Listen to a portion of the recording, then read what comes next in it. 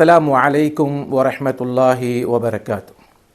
بسم اللہ الرحمن الرحیم، الحمدللہ والصلاة والسلام علی رسول اللہ، اما بعد۔ محترم ناظرین، آج کے ایک ہی دن میں دو بھائیوں اور ایک بہن کی طرف سے سوال آیا کہ عورتوں کا مسجد میں نماز پڑھنا زیادہ افضل ہے یا گھر میں نماز پڑھنا افضل ہے، اور خاص کر اب آج کل رمضان کا موسم یا رمضان کا مبارک مہینہ چل رہا ہے، تو ایسی صورت میں ان کے لیے بہتر کیا ہے؟ ظاہر سی بات ہے، ہمارا دین ہے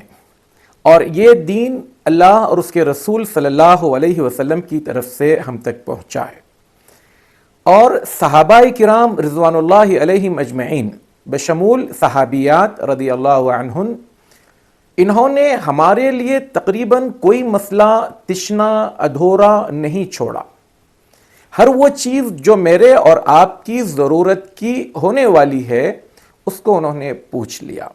یا اس کا تذکرہ کیا، یا اللہ کے رسول صلی اللہ علیہ وسلم سے انہوں نے اس کے جوابات حاصل کر لیے۔ تو اب یہ جو سوال دو بھائیوں نے کیا، ایک بھائی عبداللہ ہیں، دوسرے بھائی اویس ہیں، اور تیسری بہن مریم ہے، تو آئیں ہم قرآن اور حدیث یا احادیث رسول صلی اللہ علیہ وسلم میں کیا جواب ملتا ہے ہم پہلے اس کو سنیں گے، پھر اس میں کیا گنجائش ہے اس کو سنیں گے۔ موجودہ دور کے دو جلیل القدر علماء کی رائے میں آپ کے سامنے انشاءاللہ رکھوں گا، اور آخر میں جو خواتین مسجد جاتی ہیں تو انہیں کن باتوں کا خیال رکھنا چاہیے، کن باتوں کا اہتمام کرنا چاہیے، یہ ساری تفصیلات انشاءاللہ اس ویڈیو میں آئے گی۔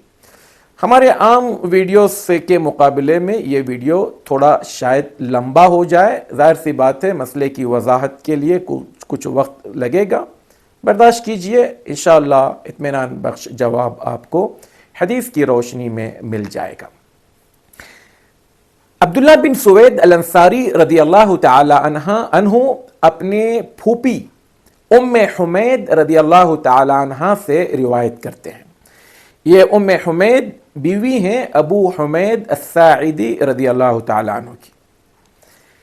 وہ اپنی پھوپھی کے بارے میں کہتے ہیں انہا جاءت النبی صلی اللہ علیہ وسلم، کہ وہ اللہ کے رسول صلی اللہ علیہ وسلم کے پاس آئی، فقالت، اور کہا، یا رسول اللہ، اے اللہ کے رسول صلی اللہ علیہ وسلم، انی احب الصلاة معک، میں آپ کے ساتھ یعنی مسجد نبوی میں آ کر آپ کی اقتداء میں نماز پڑھنا چاہتی ہوں۔ تو اللہ کے رسول صلی اللہ علیہ وسلم کا جواب کیا تھا؟ بہت واضح جواب ہے۔ اس میں اس جواب کو سننے کے بعد آپ کے پاس کوئی فلسفہ، کوئی منطق، کوئی عقل دوڑانے کی ضرورت نہیں ہے۔ آپ صلی اللہ علیہ وسلم نے فرمایا، قد علمت انکی تحبون الصلاة معی، میں جانتا ہوں کہ تمہاری دلی خواہش ہے کہ تم میرے ساتھ نماز پڑھو، یعنی مسجد نبوی میں۔ وصلاتکی فی بیتکی خیر لکی من صلاتکی فی حجرتی، جبکہ تمہارے گھر کے اندرونی کمرے کی نماز تمہارے لیے زیادہ بہتر ہے تمہارے گھر کے باہری کمرے کی نماز سے۔ وَصَلَاتُكِ فِي حُجْرَتِكِ خَيْرٌ مِّن صَلَاتِكِ فِي دَارِكِ، اور تمہارے گھر کے اندرونی کمرے کے مقابلے میں یہ اندرونی کمرے کی نماز زیادہ بہتر ہے گھر کے صحن میں ادا کی جانے والی نماز سے۔ وَصَلَاتُكِ فِي دَارِكِ خَيْرٌ لَكِ مِن صَلَاتِكِ فِي مَسْجِدِ قَوْمِكِ، اور اے ام حمید، تمہاری وہ نماز جو تم تمہارے گھر کے صحن میں ادا کر رہی ہو یہ زیادہ بہتر ہے تمہارے گھر کے قریب جو مسجد ہے اس مسجد میں نماز ادا کرنے کے مقابلے میں۔ وَصَلَاتُكِ فِي مَسْجِدِي قَوْمُكِ خَيْرٌ لَكِ مِنْ صَلَاتِكِ فِي مَسْجِدِي، اور تمہاری وہ نماز جو تم تمہارے گھر کے قریب والی مسجد میں ادا کر رہی ہو، یہ زیادہ بہتر ہے میری مسجد میں آ کر نماز ادا کرنے کے مقابلے میں۔ گویا اللہ کے رسول صلی اللہ علیہ وسلم جن کو جوامع الکلم دیا گیا تھا، بڑی سے بڑی بات کو چھوٹے سے چھوٹے کلمات میں ادا کرنا، یہ میرے نبی صلی اللہ علیہ وسلم کا طرۂ امتیاز تھا، آپ کی شان تھی، آپ کو ایک فن دیا گیا تھا۔ چھوٹی چھوٹی باتوں میں آپ بڑی بڑی باتیں کہہ جاتے تھے، لیکن یہاں پر آپ صلی اللہ علیہ وسلم نے ام حمید کو انتہائی باریکی کے ساتھ چھوٹے چھوٹے کلمات میں بات کو طویل ضرور کیا، لیکن بہت واضح پیغام دے گئے۔ میں اس کو آج کا ہمارا جو پس منظر ہے، ہم جن گھروں میں رہتے ہیں اس کے اعتبار سے اگر میں سمجھانا چاہوں تو آپ صلی اللہ علیہ وسلم نے کیا کہا؟ دیکھو، تم اپنے بیڈ روم میں نماز پڑھو گی، یہ زیادہ بہتر ہے بجائے اس کے کہ تم اپنے گھر کے ہال میں نماز پڑھو،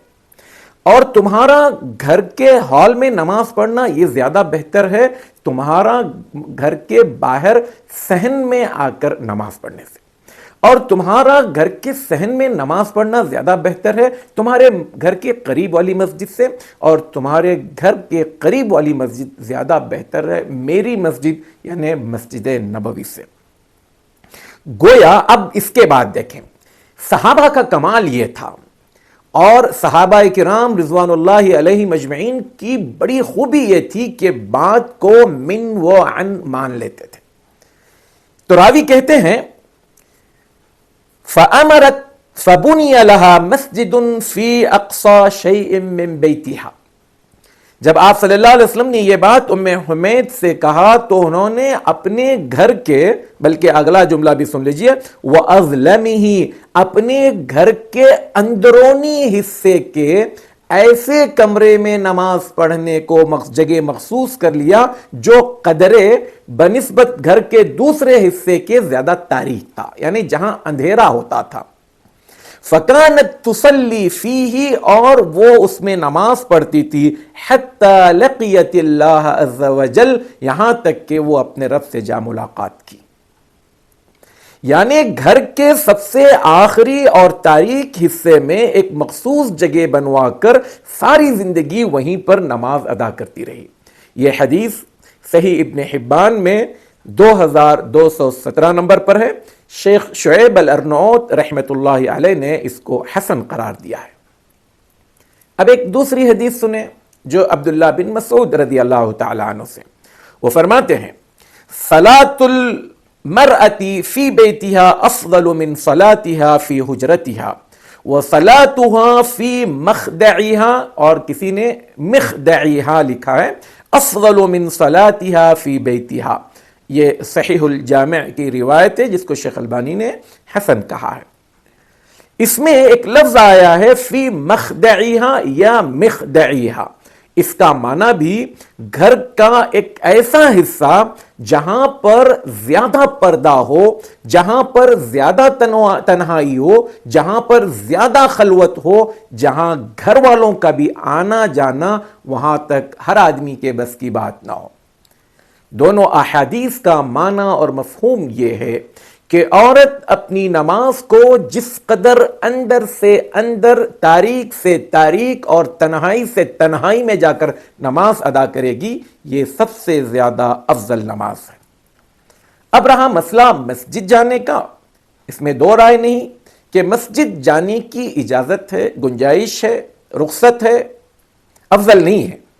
اور صحابیات مسجد آیا کرتی تھی، اپنے بچوں کو بھی ساتھ لایا کرتی تھی، اور اللہ کے رسول صلی اللہ علیہ وسلم نے شوہروں کو یا والد کو یا گھر کے ذمہ داران سے کہا لا تمنعوا اماء اللہ مساجد اللہ، اللہ کی بندیوں کو اللہ کے مسجدوں میں آنے سے مت روکو۔ واضح بات ہے کہ اگر کوئی آنا چاہے تو اس کے لیے اس آنے پر پابندی نہیں لگا سکتے، روکا نہیں جا سکتا۔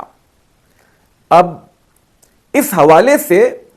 کہ عورت کا مسجدوں میں جا کر نماز پڑھنا کس حد تک بہتر ہے یا کب گنجائش ہے، اس بارے میں شیخ بن باز رحمۃ اللہ علیہ اور شیخ ابن العثیمین رحمۃ اللہ علیہ سے پوچھا گیا، تو ان دونوں کے فتاوے میں جو بات مشترک ہے وہ یہ کہ اگر کوئی خاتون اپنے گھر میں رہ کر اچھے سے، ڈھنگ سے، سلیقے سے، خشوع اور خضوع کے ساتھ نماز پڑھ سکتی ہے اور اس کو اس کے گھر میں وہ حالات سازگار ہیں، موسم یا وہاں کا ماحول اس کے لیے مناسب ہے، تو اس کے لیے افضل اور بہتر یہی ہے کہ وہ خاتون اپنے گھر میں نماز پڑھے۔ لیکن اب ہر خاتون کے لیے ایسی گنجائش نہیں ہے، گھروں میں بچے ہیں، مستی کر رہے ہیں، گھروں میں بوڑھے ہیں، ان کی اپنی ایک کچھ الگ حالت ہے جس میں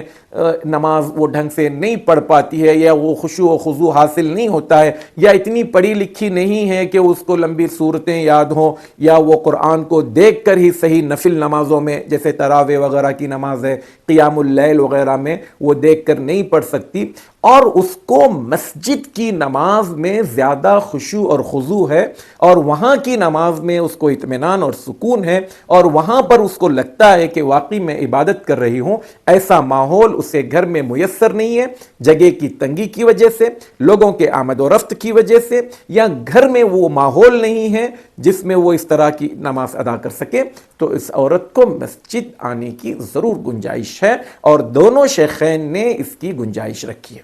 لیکن ہمارے پاس مسئلہ یہ ہے کہ ہماری خواتین، میں سب کی بات نہیں کر رہا ہوں، اور یہ تقریباً ہر جگہ پایا جاتا ہے، اور میں اس بارے میں بہت کھل کر بات کروں کہ ہماری بہنوں میں عبادت کا جذبہ، علم کو حاصل کرنے کا جذبہ، اور بہت ساری اچھائیوں اور نیکیوں کے کرنے کا جذبہ بعض اوقات مردوں کے مقابلے میں زیادہ ہے۔ لیکن اس بھیڑ میں کچھ خواتین ایسی ضرور ہوتی ہیں جن کے لیے یہ پیغام دیا جا رہا ہے کہ اگر آپ مسجد آنا چاہتی ہیں ضرور آئیں، لیکن مسجد میں آ کر لڑائی جھگڑے کر رہے ہوں، زور زور سے شور شرابہ کر رہے ہوں، آپ کی آوازیں نیچے مرد جو عبادتوں میں بیٹھے ہیں انہیں ان کی عبادتوں میں خلل ڈال رہے ہوں۔ بعض اوقات بعض مسجدوں والوں انتظامیہ کا یہاں تک کہنا تھا کہ ہم تو چاہتے ہیں کہ ان کا مسجدوں میں آنا روک دیا جائے اگر اللہ کے رسول صلی اللہ علیہ وسلم کی یہ حدیث نہ ہوتی کہ عورتوں کو مسجد آنے سے مت روکو۔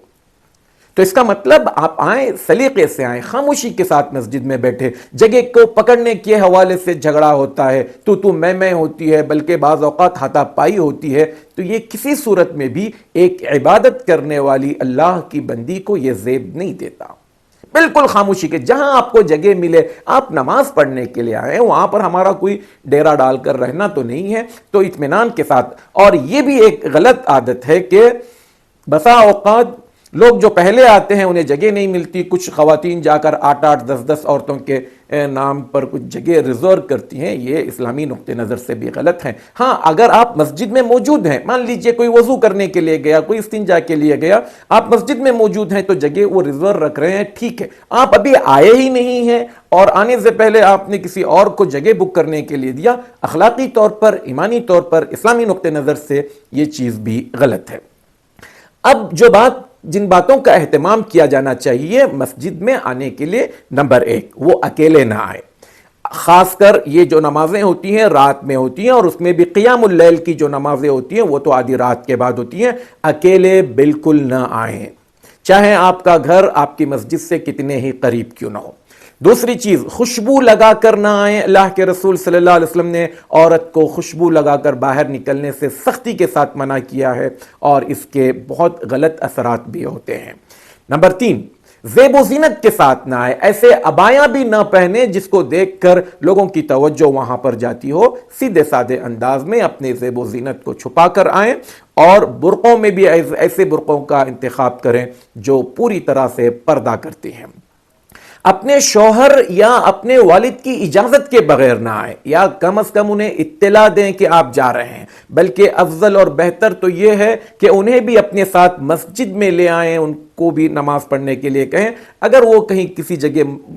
مصروف ہیں، بزی ہیں، نہیں آ سکتے، تو کم از کم آپ کو لانے اور لے جانے کا وہ کی ذمہ داری لیں، تب جا کر یہ ممکن ہے۔ اور پھر مسجدوں میں جب آپ آئیں تو عبادت میں لگے رہیں، آپسی گفتگو میں غیبت، چغلی، خریداری. بعض اوقات ایسی خبریں بھی ہم کو سننے کو ملتی ہیں کہ خواتین جو اپنی خریدی ہوئی چیزیں مسجدوں میں لا کر ایک دوسرے کو دکھاتی ہیں، میں نے یہ خریدا، میں نے یہ خریدا. بلکہ بعض مسجدوں میں یہاں تک کی رپورٹ ہے، اللہ معاف کرے، کہ خواتین جو ہے مسجدوں میں آ کر جو ہے وہ مہندی لگاتی ہیں. تو یہ مسجدوں کی حرمت کی پامالی ہے. آپ کو اسلام نے اجازت دیا ہے تو آپ عبادت کیجئے، ان تمام باتوں کا خیال رکھیں. اللہ تعالیٰ آپ کے جذبے کو، ہم آپ کے جذبے پر بات نہیں کریں، آپ کے جذبے بڑے اچھے ہیں، آپ کی نیتیں بڑی اچھی ہیں، لیکن تھوڑا اس میں ہم اپنا عمل میں ڈھنگ اور سلیقہ لائیں تو میں سمجھتا ہوں کہ یہ ہمارے لیے، ہماری آنے والی امت کے لیے بہت خوش کن بات ہے. آپ کا ان مسجدوں میں آنا یقیناً